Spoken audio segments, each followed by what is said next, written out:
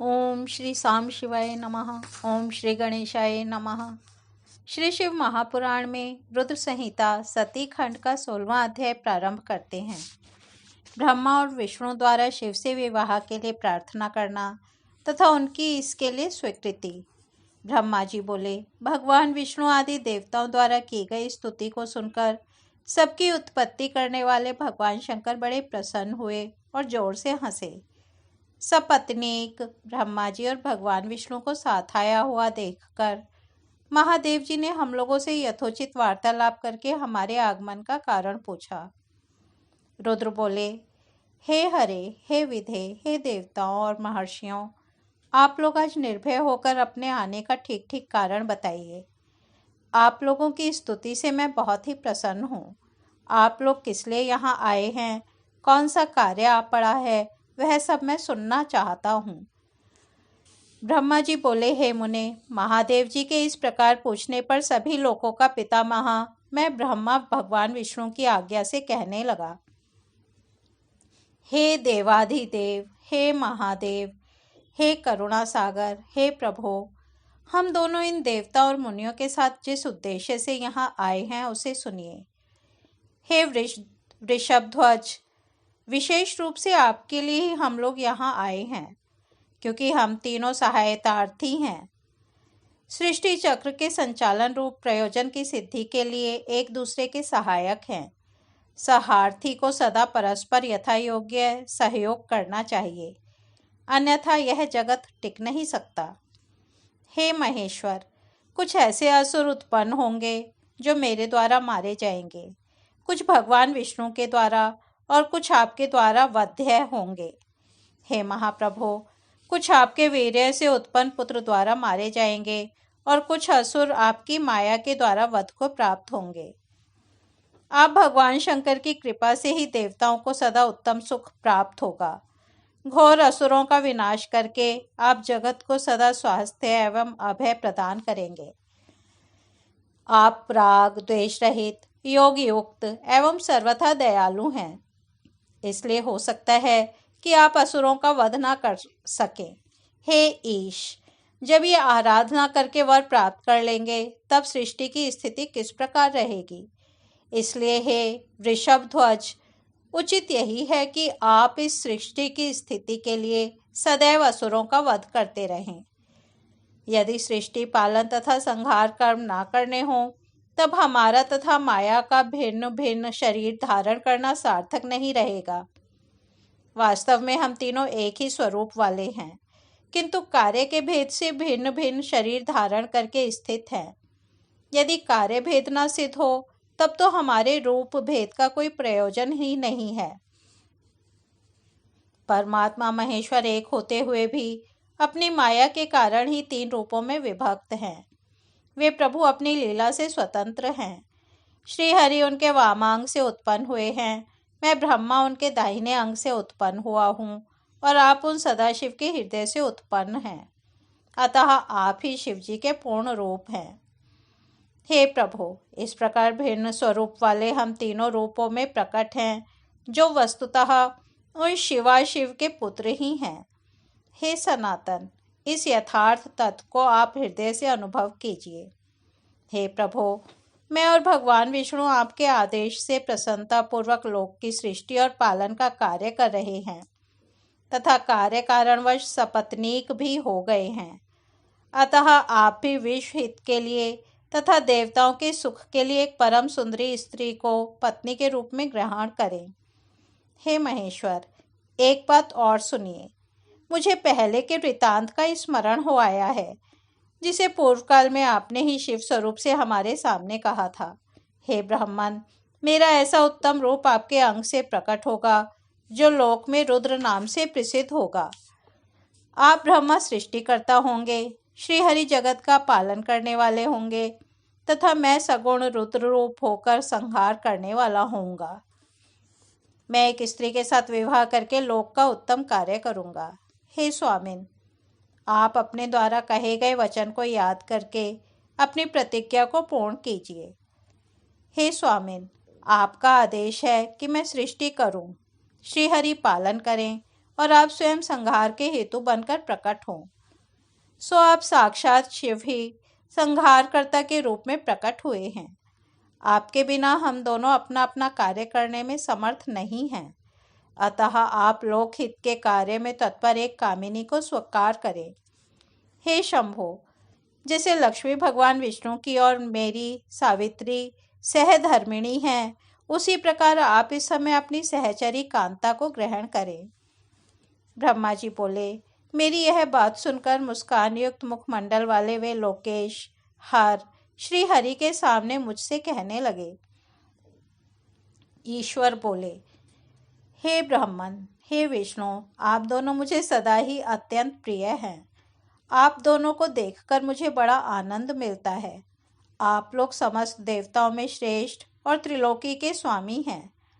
लोकहित के कार्य में मन लगाए रहने वाले आप दोनों का वचन अत्यंत गौरवपूर्ण है। किंतु हे सुरश्रेष्ठ गण, सदा तपस्या में संलग्न रहकर संसार से विरत रहने वाले और योगी के रूप में प्रसिद्ध मेरे लिए विवाह करना उचित नहीं है। जो निवृत्ति के सुंदर मार्ग पर स्थित, अपनी आत्मा में ही रमण करने वाला, निरंजन अवधूत देह वाला, ज्ञानी, आत्मदर्शी, कामना से शून्य, विकार रहित, अभोगी, सदा अपवित्र और अमंगल वेशधारी है, उसे संसार में कामिनी से क्या प्रयोजन है, यह इस समय मुझे बताइए। मुझे तो सदा केवल योग में लगे रहने पर ही आनंद आता है। ज्ञानहीन पुरुष ही भोग को अधिक महत्व देता है। संसार में विवाह करना बहुत बड़ा बंधन समझना चाहिए। इसलिए मैं सत्य सत्य कहता हूँ कि उसमें मेरी अभिरुचि नहीं है। आत्मा ही अपना उत्तम अर्थ या स्वार्थ है। उसका भली भांति चिंतन करने के कारण लौकिक स्वार्थ में मेरी प्रवृत्ति नहीं होती है। तथापि आपने जगत के हित के लिए हितकर जो कुछ कहा है, उसे मैं करूँगा। आपके वचन को गरिष्ठ मानकर अथवा अपनी कही हुई बात को पूर्ण करने के लिए मैं विवाह अवश्य करूँगा, क्योंकि मैं सदा अपने भक्तों के अधीन हूँ। हे हरे, हे ब्राह्मण, परंतु मैं जैसी नारी को प्रिय पत्नी के रूप में ग्रहण करूँगा और जिस शर्त के साथ करूँगा उसे सुने। मेरा वचन सर्वथा उचित है। जो नारी मेरे तेज को विभागपूर्वक ग्रहण करने में समर्थ हो, उस योगिनी तथा काम रूपिणी स्त्री को मेरी पत्नी बनाने के लिए बताएं। जब मैं योग में तत्पर रहूं, तब उसे भी योगिनी बनकर रहना होगा, और जब मैं कामासक्त हूँ, तब उसे भी कामिनी के रूप में रहना होगा। वेद वेदता विद्वान जिन्हें अविनाशी बतलाते हैं, उन ज्योति ही स्वरूप सनातन शिव तत्व का मैं सदा चिंतन करता हूँ। हे ब्राह्मण, उन सदाशिव के चिंतन में जब मैं न लगा हूँ, तब उस कामिनी के साथ मैं समागम कर सकता हूँ।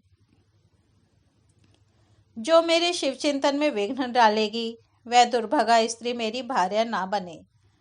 आप ब्रह्मा, विष्णु और मैं तीनों ही महाभाग्यशाली ब्रह्म स्वरूप शिव जी के अंशभूत हैं।